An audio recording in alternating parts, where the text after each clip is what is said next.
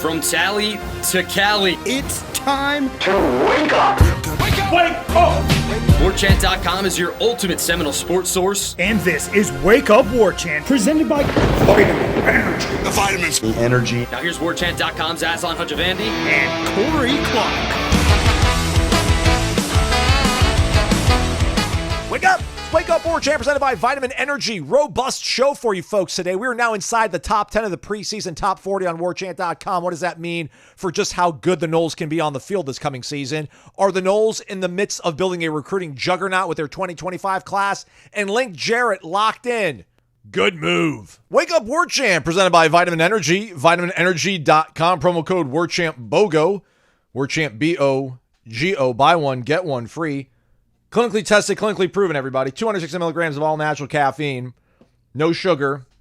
No sugar crash. That's always an important thing. Some of the numbers, 89% of participants in a 14-day clinical trial, Corey Clark, agreed that Vitamin Energy was effective at boosting their energy. 82 agreed that they felt energized quickly after taking the shot and were less fatigued throughout the day. 78% said it was effective at reducing brain fog. What else do you want? You want it for free. Yeah. So Warchant BOGO. VitaminEnergy.com. Warchant.com, the ultimate Seminole sports source. Head over there, thumbs up, 5-star rating and review. We're getting ready, man. We're there almost. ACC kickoff on the horizon, Corey Clark. Football nearly upon us. How are you, friend? I'm good, buddy. I'm good. Sounds like I got out of Tallahassee in just the right time because it's been nothing but storms since I left. And in Atlanta, no storms. It's only like 106 heat index. So we are officially in summer, everyone. We made it. Oh. Hey, I had this. I was thinking, which is always a dangerous thing. Maybe we don't need to do this because we're almost at the end. We're almost at the finish line, or maybe the starting line, however you want to look at it. I was like thinking maybe we should do some sort of like summer school series on Wake Up here, where we bring in people from various industries to school our listeners. Like maybe get somebody who's in finance to help us out with like portfolios. Maybe get somebody in the fitness game to give us some ideas on. Hey, you're already talking to one. That's buddy. true. You That's true. That. But no, that's a joke. Man, this is a really good idea. But we're in July now. Yeah. Why did you just now think of this? We should have been doing this for the last 5 weeks. I don't know. It's a good question. But I think the thing is they have to be a member of Warchant, right? Because we have all walks of life. Yeah. There's no way we don't have a fitness instructor. There's no way we don't have a finance guy or a lawyer or an engineer or a doctor or a nurse or whoever. We got all kinds of walks of life. Yeah, I know, but the financial consultant guy's gonna be like, well, technically I'm not allowed to give out advice unless you sign a form, and it's like, come on, man, just Just tell me what stock to buy and how much. That's all I'm asking. I was watching The Big Short, so that got me thinking about things. I'm like, man, like I've watched that movie probably like 10 times now, and I still get confused. Like, I get the gist of everything, but like they really try to articulate and spell everything out. I'm like, yeah, don't understand. Lost me there. You know what I've never understood, and I think I read the book too, and I got a pretty good handle on the movie and shorting the housing market and all that, and but who paid them? Like, these guys apparently made hundreds of millions or billions of dollars. Right. Who paid them? The banks? The mortgage companies? No, I don't know. All right, well, so the banks were already in dire straits. They had to get bailed out, and they got bailed out. Meanwhile, these 8 or 9 people got insanely rich off it? Apparently. Okay, all right. So I guess they're the good guys, sort of. No. Not really, but sort of. All right, while we were away Ryan on Gosling's a weekend. Best performance, by the way. Who's? Gosling. He's awesome in that movie. Oh, yeah. No, like, people always ask, like, Ryan Reynolds, Ryan Gosling to women, or maybe women ask men who we think is cooler, but it's like that I love the character he plays in that. This when he's in the bathroom and people are trying to use the bathroom. He's like, nope, leave. I'm on the phone. Like in the Jenga scene with his buddy, his assistant. Yeah, that's all really good. Anyway, folks, if you haven't seen it, it's probably a 10-year-old movie at this point. Go watch it. It's really good. Yeah, for sure.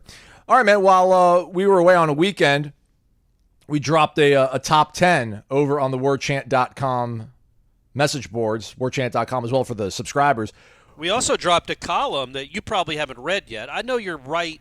You're always texting me, asking me when the next column's coming out. Right. It came out by the time people are listening to this. It's about the recruiting haul that Florida State had, and now they're number 9 in the country. So let's get to that after we get to the top 10. Sorry, buddy.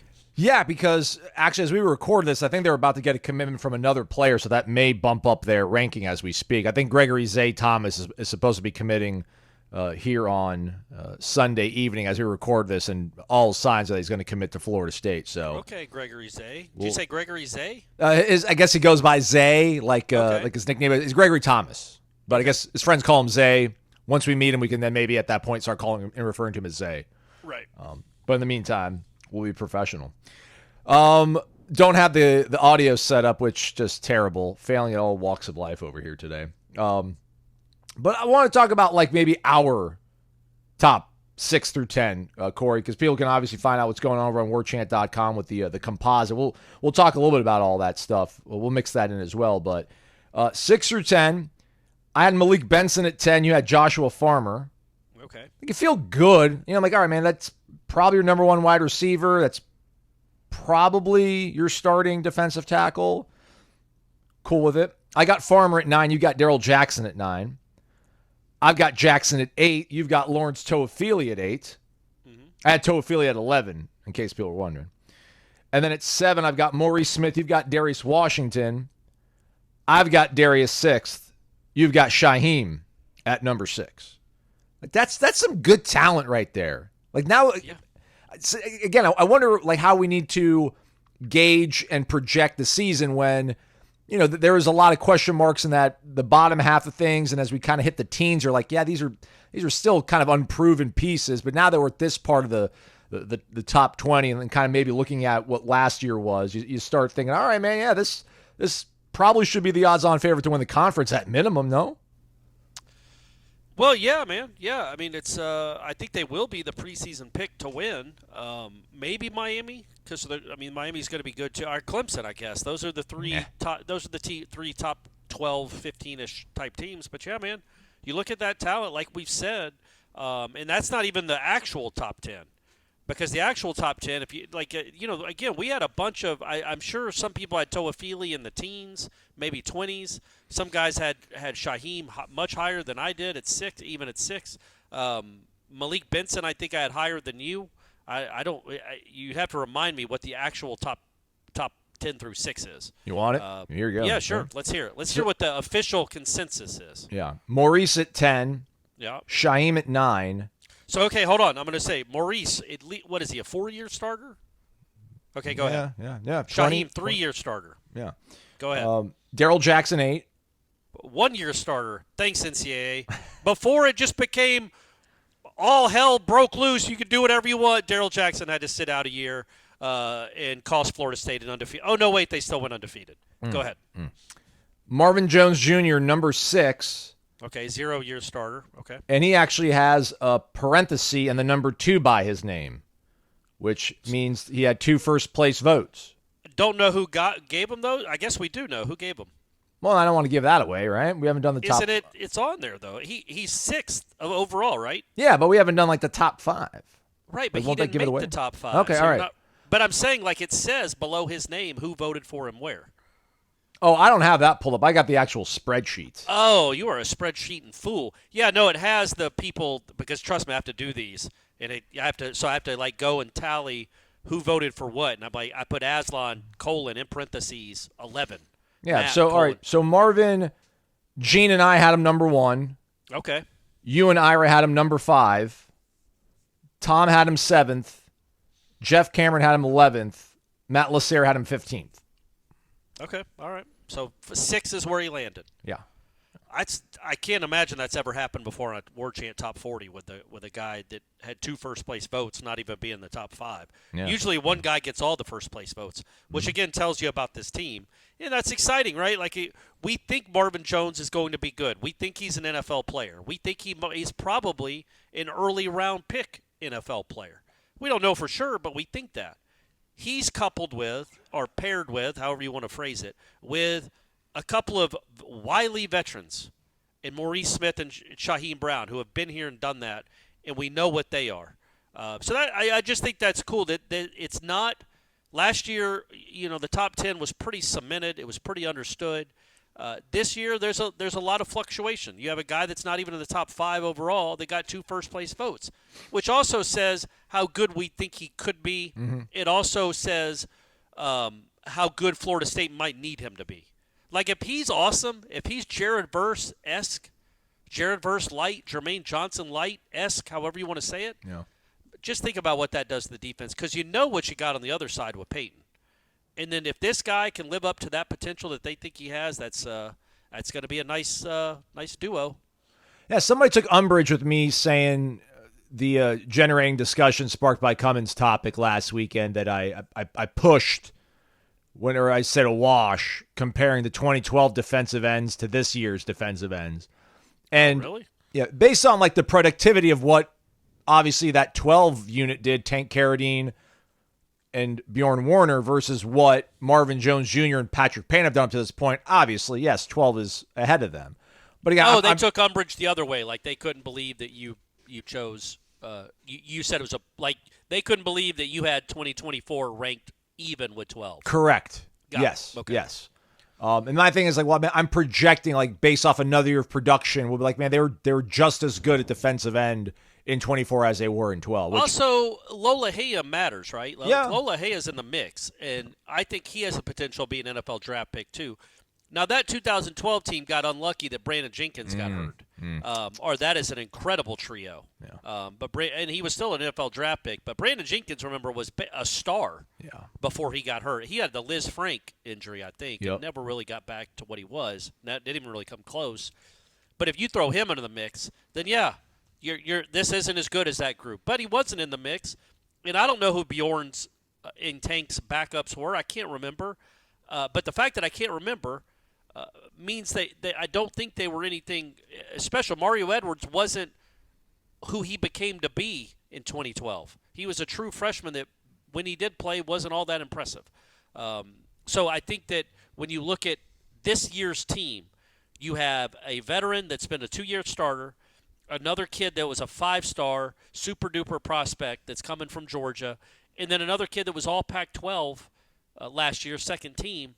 That's 3 guys that might be NFL players and are going to produce. They're probably not going to produce. The 3 of them combined, if they can produce at the level that Tank and Bjorn produced at, just the 2 of them, that's a really good year. Because Tank, I want to say Tank led them in tackles that year. He had 90-something tackles as a defensive end. And obviously Bjorn had a ton of sacks and was a All-American candidate, or All-American, I guess. So that was a really good defensive end combo. Christian Jones has put some respect on my name, Corey Clark. I led the team in tackles in 2012. Oh, okay. And that was, ironically, that was before he was a defensive end. And by they moved one. him to defensive end in 13. By the way, so he played in all 14 games, Christian Jones, and he had 48 tackles. Tank played 12 and had 47. I'm sorry. No, never mind. That was unassisted. I thought Tank had 91. He had 80. Tank had 80. Christian Jones had 95. Okay. So not nearly as big Christian of a split. Jones. So was Tank second? Yeah. Where was Vince? I guess Vince was splitting time with Telvin Smith. Yeah, he was 4th. 59 total tackles, 6.5 TFLs for Vince. Golly, Bjorn had 18 and 13 sacks to 18 TFLs. Man, you've read stat pages before, right? You're all over the place, Aslan. Well, because I'm not gonna. Yeah, just for loss. Why does it shouldn't it be sacks and then the TFLs? Like this adds up to this sum as opposed to I agree. I'm just saying. I agree with you. But yeah, Bjorn was awesome. And Tank Carradine, I think, was a second-round pick, either early third or second-round pick, and obviously Bjorn was a first-round pick. That was quite a tandem. But that wasn't. I think there's a chance that this trio, and maybe Byron Turner Overdrive it plays a lot and produces more than he did this past year. Maybe he takes that step, or someone else. But this trio has a chance to maybe equal what that duo did. That's what I'm thinking. I think it's not too far-fetched to think that Jones, I'm not going to even count Lola Hay in this, although I do realize the fact that he's going to have an impact on this team this year. But, Tank had 11 sacks, Bjorn had 13. I don't think that's an unnecessarily high bar to set for a guy like Marvin Jones Jr. and a guy, because listen, Marvin Jones Jr. came here for a reason. He wants to be on the field, he wants to rush off the edge, and he wants to make a lot of money. And Patrick Payton is waited his turn, and it's kind of his time to shine. So I feel like both those guys, if you want to, I mean, if you put the over under at 23.5, I don't think saying over is ridiculous. It might be like plus 120, for them to actually go over. But I think it's reasonable. So yeah, again, when you throw Lola Hay into the mix, because I feel like Bjorn and Tank were on the field all the time. Yeah. When you throw Lola Hay into the mix and you have a rotation going, that could compare. But yeah, Bjorn was awesome. Marvin's got a lot to prove to try to fill somebody like Bjorn or Tanks, for that matter's, shoes, because they were both very, very good college football players, and he hasn't proven to be that yet. But he could be. Heck, he could be better than both of them combined. Who knows? He might be the next Lawrence Taylor. Let's see. Yeah, I'll say Jermaine Johnson, Jared Verse, did not really prove it or show it until they got here, and all of a sudden they did it. So I'm gonna think history's gonna repeat itself. Yeah, not the Jenkins obviously listed at end, Mario, Chris Casher, although I doubt he got on the field. How about this name, Toshman Stevens? Yeah, old 96. That was my guy, man. Yeah. I was thinking, I'm like, that frame. Get a couple years in that weight room with Vic Valoria. Oh man, yeah, watch out. Quite materialized, but yeah. So that's I get why somebody would push back when you look at who Bjorn and Tank were, but again, it was 2 of them, not 3 of them, and the 3 of them maybe could come close to equaling that production. All 3 of them might be NFL guys. I think Lola Hea is the wild card. Yes. He could be much better than we realize. Again, it's not like the Pac-12 was a bad conference last year. No. It was a good conference, and he was second team all Pac-12. He's not going to rack up 11 or 12 sacks, but he's going to be a very important part of this defensive line. And he's an old dude. He's going to contribute, and that's going to be a fun trio to watch. Hopefully, somebody can make it a quartet. Just don't know who that's going to be yet. Last year's 6 through 10, starting at number 10, Jeremiah Byers. Number 9 was Patrick Payton. Number 8 was Darrell Jackson. Yeah. Number 7, Keon Coleman. Number 6, Jaheim Bell. That's about right. I mean, obviously, Keon probably be a little higher now. But, you'd have to put him in front of who? Travis, Verse, right. Benson. Like, he was behind some good guys, but Johnny maybe. But, yeah, it was a good top 5, good 10 through 6 last year as well. I wonder where Jaheim would be if we regraded everything. He's outside the top 10, right? Yeah, he'd be, I'd say 17 or so. And that's just a bummer because he was hurt. He wasn't quite the guy. He didn't have the impact that we thought he'd have because of he would have been, I mean, just remember the LSU game. Right. It would have been that. In the Boston College game, I think he had a good game too. They robbed him of a touchdown. He might have had another one. But when he was healthy, you saw what he was going to be. He was going to be awesome, and then he just kind of didn't materialize because of the ankle. Do you want to know 6 through 10 from 2020? Oh no. Number 10, Kalen Laburn. Okay. I put him the highest. I had him at number 4. You had him lowest. You have him at number 23. Yeah. Number 9, DJ Matthews. I had him ranked the highest out of the bunch. I have him at number 8. Corey had him the lowest at number 20. All right. So far, I'm doing okay with this. Corey Durden, 8. Which just makes no sense, as Aslan had him the highest at number 9, but he finished at 8. Well, if they were all 9s and 10s, then maybe the points added up to being the 8th overall. Ira had him the lowest at number 18. Darius Washington, number 7, unless there was another D. Washington that escapes my mind in 2020. He was in everyone's top 15. Jay Sean Corbin, everyone's top 10. He was number 6. Yeah, all right. How about Darius? A return to the top 10. I don't think he's been in the top 10 since. And now after what has he played? 111 games. He's back in the top 10 again. Good for you, Darius. Oh man, fantastic. He's going to be an NFL player, I think, right? I mean, Mike Norvell says he's going to be an All-American. So well, that in because of the versatility too. Like they love NFL teams. What can only dress like 9 linemen, 8 linemen, something ridiculous. So they like guys that can play multiple positions, and this guy's played multiple positions and played them well. And is going to be a mature guy that can probably get in and at least be in the rotation right away, or you won't be embarrassed if you play him right away. I think he's got a chance to be an NFL player, maybe be one for a good long while.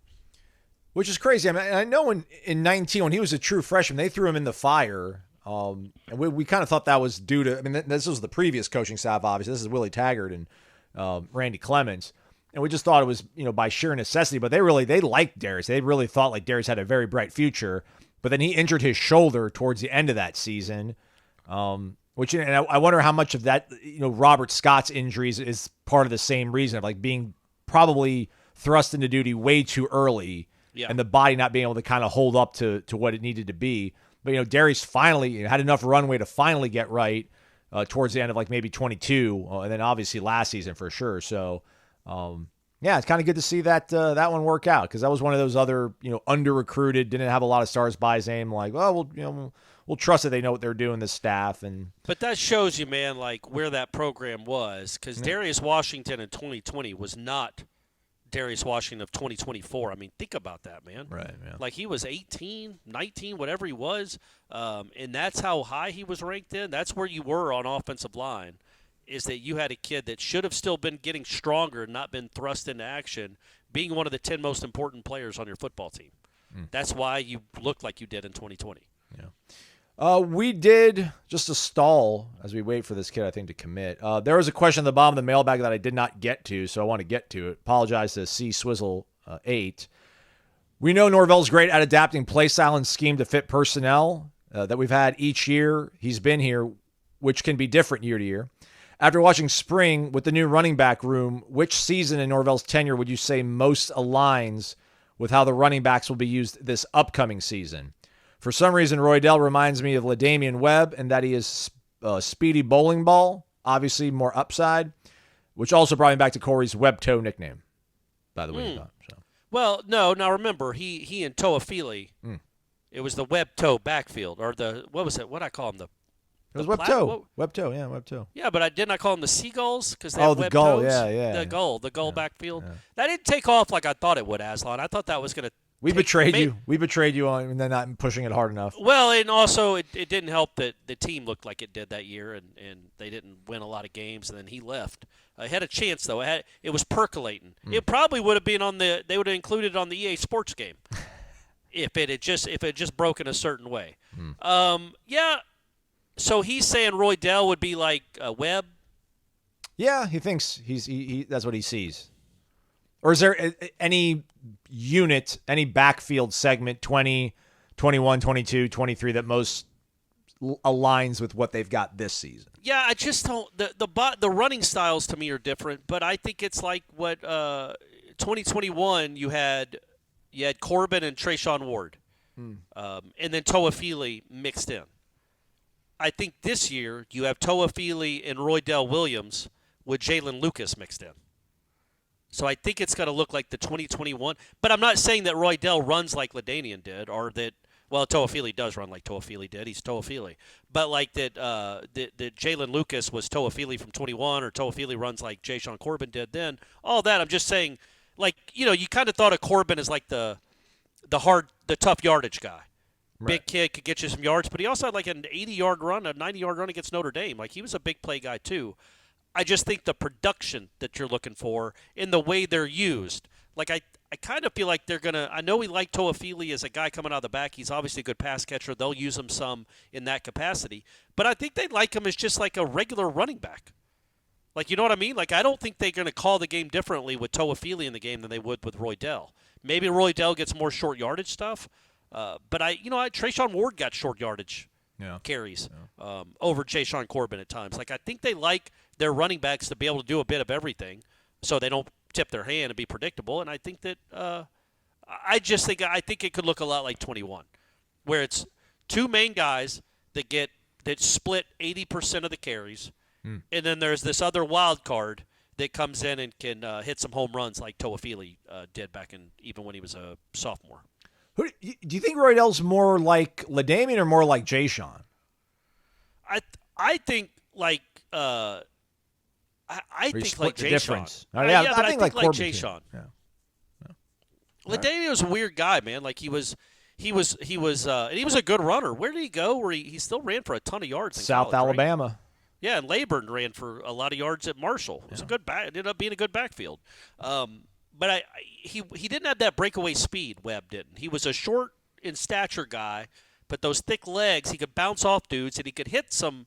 Well, they weren't home runs. He could hit a lot of doubles because he wouldn't break off 90-yarders, but he'd break off a good number of like 22, 25-yarders, it seems like. So I think Roy Dell can probably be that that kind of running back where he can hit a lot of doubles. He's probably not going to hit you a lot of home runs. Toafili and Lucas are the home run hitters, I think. I feel like Corbin busted off an 80-yarder against somebody, but it escapes me which game. I just said it. It was Notre Dame. Was it Notre Dame? Yeah, I think he had it was like 88 or 90 yards, the overtime game.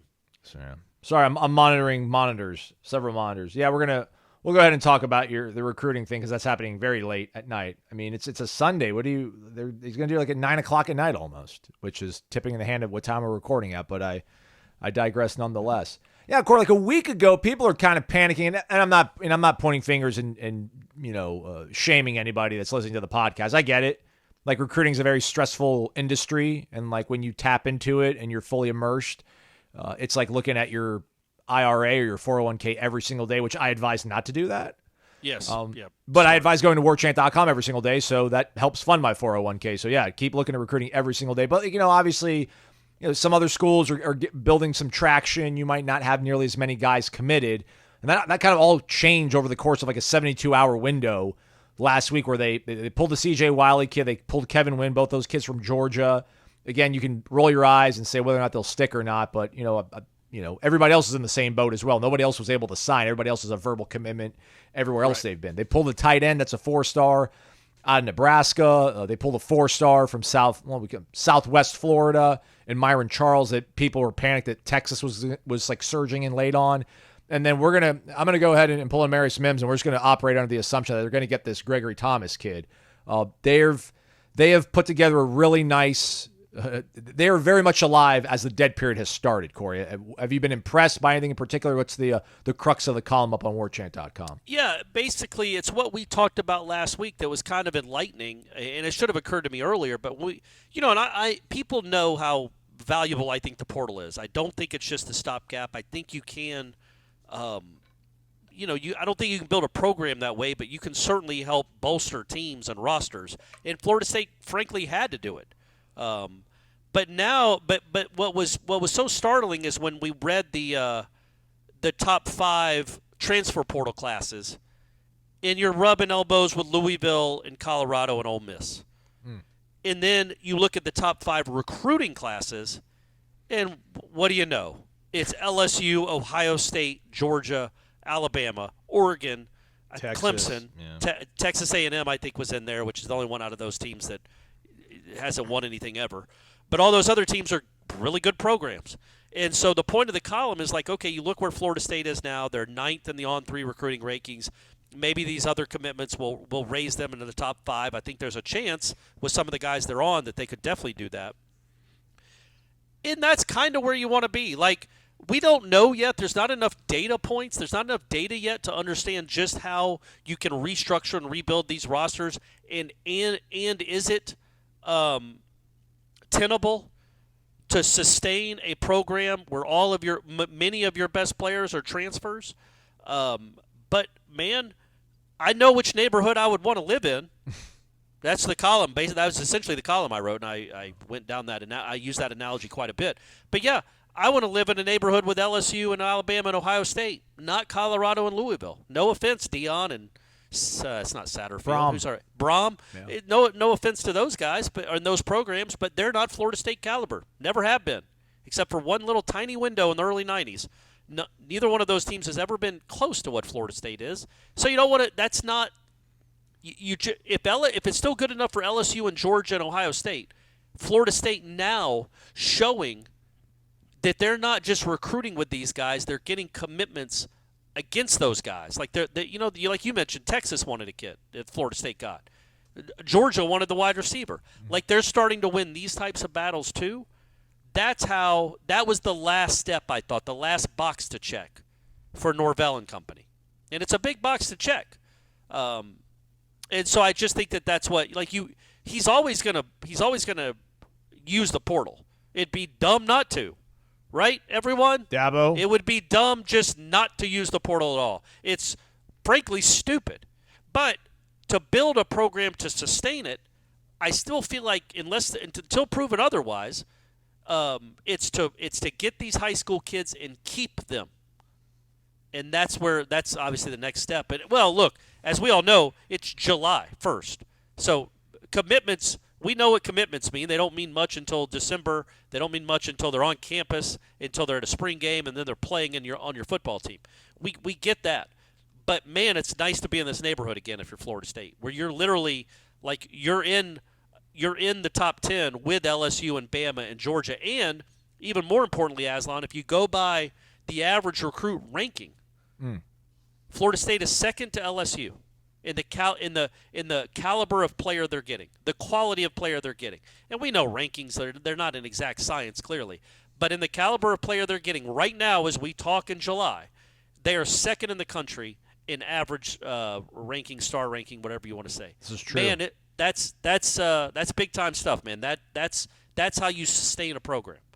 And it's proven that when you win, Florida State's more attractive again. So again, it's just another step. It's not like if Florida State was 16th right now or 23rd, I'd be like, oh God, Norvell's lost it.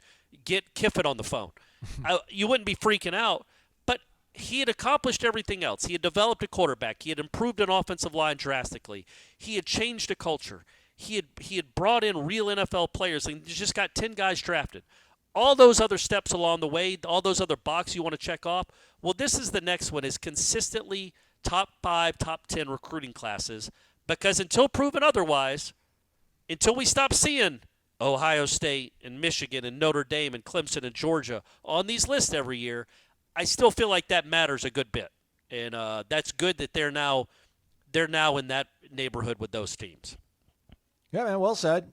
Gregory Thomas, he's a 4-star, so right now as we record this, LSU is at 92.71 average rating. They're the number 1 team in that metric. Florida State's number 2, as Corey referenced. They're 92.43. Oh, so close. Yeah, so maybe get him another up there, 4-star. Zay. Get him a 92.72. Come on. Bump him up. Yeah, it's one of those things where, like, I feel like I am being hypocritical or talking out both sides of my mouth, because I've long said that I really do think that, the portal is sustainable. I mean, I think building a championship caliber program is entirely sustainable and viable by using the transfer portal to a large degree of it. Again, if Florida State's quarterback doesn't get hurt, we have like real life example to fall back on, but unfortunately it didn't work out that way. Well, I think even still it worked. That's a good example to fall back on. Yeah. And we're excited about a lot of the guys that they've brought back in to help fill those gaps that have been lost. But I do wonder, like guys like Braden Fisk, like Verse, it's like the intangible stuff that was so different. But then you also kind of think about these guys, Marvin Jones Jr., Lola Hea, Tomiwa. These guys are walking into a considerably better situation in terms of culture. So maybe that should help alleviate like my concerns about like, listen, man, you got lucky, man. Like all the stars aligned. You got a Keon Coleman. You had a Johnny Wilson. You had Trey Benson stick around.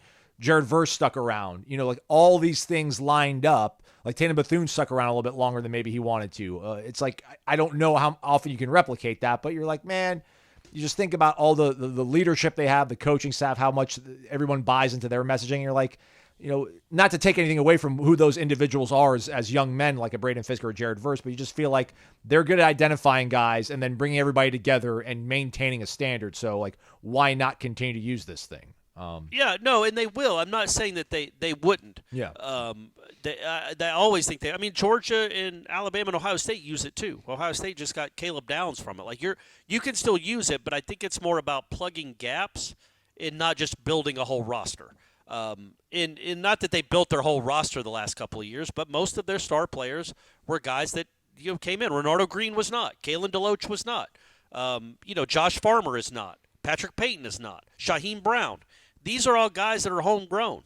So you can't they did bring in a lot of good defensive players, we think, but they're also they're going to have at least 6 starters, I think, that are homegrown guys on the defense, and we think they're good. DJ Lundy, Brown, Green, Azarie. Like, so they've got you're starting to see how Georgia and Ohio State live. Like, okay, moving forward. Yep, you're losing these 3 guys, you're losing these 5 guys, but look at the dudes behind them. Like, let's say Azarie leaves next year. Well, you might not have to go get another Fintrell Cypress because you got Quindarius Jones. You know, you've got guys that have come up through the system that are good, and also you've got Charles Lester. You got guys that are good, that are higher ranked, that are probably better. Not the Nazarier, but then what the backups from 2 years ago. Clearly, the backups are now better. Yeah. They're just better, and that's how you sustain it. And I just think this was the last thing, is to see, okay, man, can you recruit with these high school these powers? Because LSU and Ohio State, they're not appearing in the top 5 of portal rankings. They don't have to. Yeah. Is Florida State going to get to that point where they don't have to appear in the portal rankings because they're effing Florida State, and they are recruiting like Florida State did for 30 years before the fall? This is what Florida State is supposed to do. This is the neighborhood they're supposed to live in. But does Mike Norvell like dealing with a 17-year-old kid more or a 21-year-old kid more? Well, of course, the 21-year-old. But the beauty of it, Aslan, is that, like even next year, they might still go get 8 or 10 more portal guys. I don't know. But if he lands a really good class this year, what is it going to look like in 26? That's so. How many of these have they already had one of these classes, or do you think this class, like 25, this is like maybe the first one that is comparable to what Georgia, Alabama, Texas have used, and how many of these do they need to where they then go from major usage of the portal to being very picky and only having like 4 or 5 guys they want to add? Yeah, I think it'll be another couple of years probably. Maybe just a year. Because the main thing, man, and this is, again, we talked about this last week. We talked about it on headlines. Offensive line, that's you kind of want to build from within there.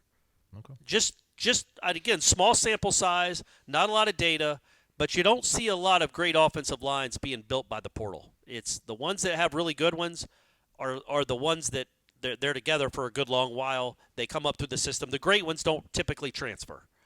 Same with quarterbacks.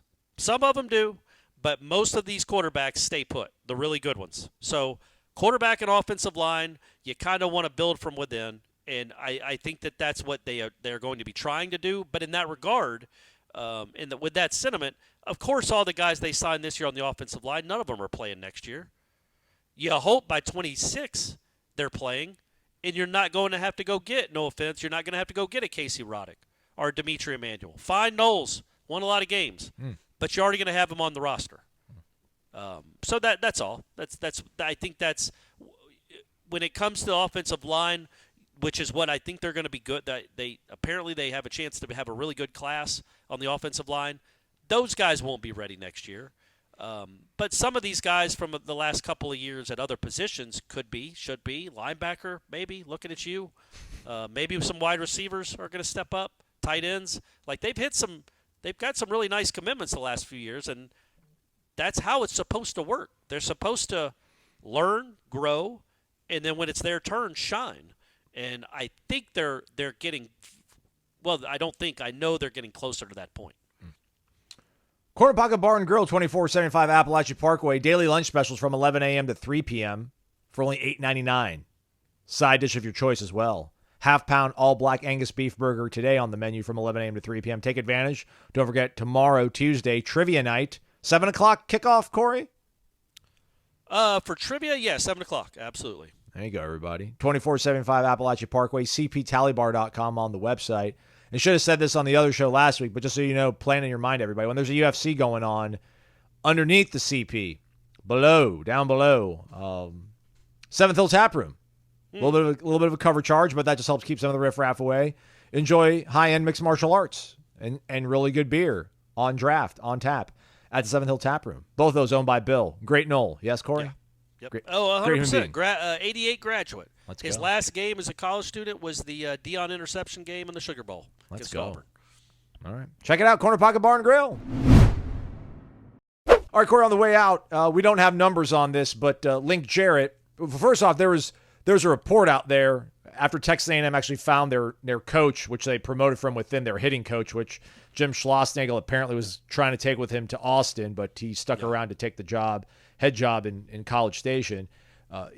Kendall Rogers reported there was a big run made at Tony Vitello, they shot their shot, lots of money thrown at him, but he said He's no. the Tennessee coach. For the people that don't know, he's the coach at Tennessee. I feel like we talked enough about baseball that people know that on the show, but I appreciate you pointing that out, Corey. You're right. That's the right thing to do. That is the right thing to do. That was the number one guy, I think, on the list that he talked about, and probably also on A&M's list. Sure. They also went after Brian O'Connor from Virginia. Link Jarrett, according to Kendall Rogers, was never an option for the Aggies. Link loves Florida State, and he went back with Mike Martin's blessing. There was no way he was turning his back on the Noles. Okay. All right, Kendall. Sure. With that said, No, I'm not. That sounded sarcastic. I didn't mean it to be. I feel like we thought that all along anyway. Right. But you never know. I mean, you have to make the phone call and then maybe you listen. But yeah, I just don't. Well, think you know what? I think I was being sarcastic with he went back with Mike Martin's blessing. Oh, right. I feel like Yeah. we all know who Link replaced. Right. So anyway, go ahead. Sorry. So with all that said, Florida State has gone ahead and extended Link Jarrett. We don't have financials right now, but I have to imagine he's going to be north of $1 million American dollars. 20 years, $28 million. That's what I would offer him. Is that the Shohei special? Yeah, well, yeah, except Shohei would. A couple more zeros? Yeah, I was going to say, Shohei wouldn't know what to do with that money. He'd have to sell everything and stop gambling. Shohei, come on, man. Yeah. If you're going to gamble this much, be a better gambler. Get some help. Good grief. Or get a better interpreter, get better people around you. But anyway, with Link, yeah, who knows what it is. But, again, you kind of want to give him a lifetime contract. I don't think that's risky at all. There are risks to these other guys sometimes where you're like, okay, was that a one-year wonder? Was that a blip? Is Link going to be this guy in 10 more years? And obviously he's not going to get a lifetime contract. But he might get a 10-year one. And I feel like Link is wired where Link Jarrett in 2034 is going to be the same guy as Link Jarrett in 2024. I just think he's built that way. There's no and he's going to have a good product. There's no real risk there at all. Not being a jerk here, would you have said anything even similar about Jimbo Fisher in 2012? I think I brought this up before. I can't. And I love you, Link, and obviously I love Jimbo. I can't remember if it was this show or or our headlines or both, but I remember talking to Jimbo, just kind of shooting the breeze after one of his press conferences on Monday, where we all kind of gathered around, and it was all sort of off the record, blah. But he was talking about this was back in probably 11 or 12, probably 12, where he's like, look, it's hard to stay at a job more than 8-10 years anymore. Nobody stays at a job for over 8 years. He goes, Nick, he might have mentioned Saban, but this was when Saban had only been there 5 years. And remember, Saban almost went to Texas. Like, it's just he was talking about how hard it is to stay at one job for a long time.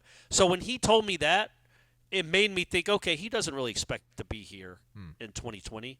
Otherwise, if you'd have asked me, I would have said, yeah, because he's got it set up perfectly. He's in the ACC. He recruits like an SEC coach. He puts together an SEC roster in SEC talent. But he's in the ACC. He should ride this off into the sunset. But no. He chose to chase the sun into the tumbleweeds of Texas and took him and his horse, and they jumped off the canyon down into the gulch.